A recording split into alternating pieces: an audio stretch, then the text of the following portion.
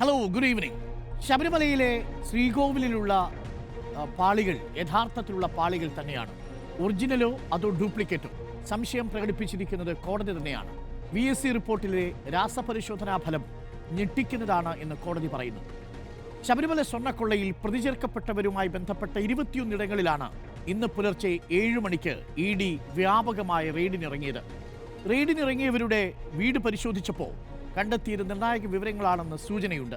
തിരുവനന്തപുരത്ത് നിന്ന് തുടങ്ങി ദേവസ്വം ബോർഡ് ആസ്ഥാനത്ത് മുതൽ പോറ്റിയുടെ വീട്ടിൽ നിന്ന് നേരെ മുരാരി ബാബുവിൻ്റെ വീട്ടിൽ നിന്ന് കാക്കനാട്ടെ ദേവസ്വം സെക്രട്ടറിയുടെ വീട്ടിൽ, ഒപ്പം ബെല്ലാരി വരെ നീണ്ട മഹാ റെയ്ഡ്.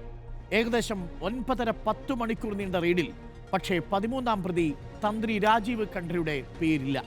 എന്തുകൊണ്ടാണ് 21 ഇടങ്ങളിൽ റെയ്ഡ് നടത്തിയ ED ഈ കേസിൽ ഏറ്റവും നിർണായകമായ ഘടകമെന്ന് SIT തന്നെ കോടതിയിൽ ജാമ്യാപേക്ഷ എതിർത്തുകൊണ്ട് റിപ്പോർട്ട് സമർപ്പിച്ച രാജീവ് ഖണ്ഡയുടെ വീട് ഒഴിവാക്കിയത്?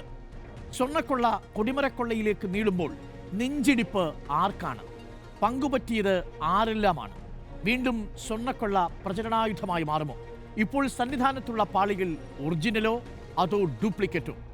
ആർക്കൊക്കെ പങ്ക് കിട്ടി? പങ്കാളികൾ ആരല്ല?